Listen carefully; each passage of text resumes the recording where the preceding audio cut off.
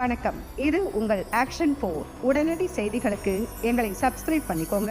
கொள்ளிடம் மயிலாடுதுறை மாவட்டம் கொள்ளிடம் அருகே புத்தூர் கிராமத்தில் அமைந்துள்ள பழமை வாய்ந்த சாலைக்கரை மாரியம்மன் கோவிலுக்கு அருகில் உள்ள தர்மசாஸ்தா ஐயப்பன் கோவிலில் ஆகம விதிகள் படி திருப்பணி முடிவடைந்து கும்பாபிஷேக விழா வெற்றிகரமாக நடைபெற்றது.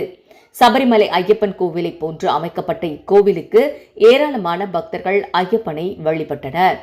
விழாவை முன்னிட்டு முதல் நாள் காலை விக்னேஸ்வர பூஜை, வாஸ்து சாந்தி நடைபெற்றன. மாலையில் கால யாக பூஜை தொடங்கி தீபாராதனை காண்பிக்கப்பட்டது. நேற்று காலை இரண்டாம் கால யாக பூஜையில் கோ பூஜை நடைபெற்றது. யாகசாலையிலிருந்து வேத மந்திரங்கள் ஓதப்பட்டு மேல வாத்தியத்துடன் கடம் புறப்பாடு நிகழ்ச்சி வெளிப்படுத்தப்பட்டது. அதனையடுத்து கும்பாபிஷேக விழாவில் மூலவர் கலசத்திற்கு புனித நீர் ஊற்றப்பட்டு அபிஷேகம் நடைபெற்றது. மூலவர் ஐயப்பனுக்கு மகா அபிஷேகம் செய்யப்பட்டு தீபாராதனைக்கு பின் பக்தர்களுக்கு பிரசாதம் வழங்கப்பட்டது.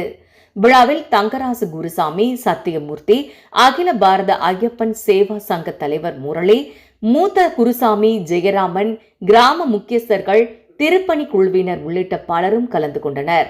யாக பூஜைகளை சிவாச்சாரியர்கள் நடத்தினர். புத்தூர் ஐயப்பன் கோவிலில் கும்பாபிஷேக விழாவை முன்னிட்டு மூலவர் விமான கலசத்திற்கு சிவாச்சாரியார் புனித நீர் ஊற்றினார். ஷேர் பண்ணுங்க, கமெண்ட் பண்ணுங்க, கூடவே பெல் பட்டனை அழுத்தி சப்ஸ்கிரைப் பண்ணுங்க.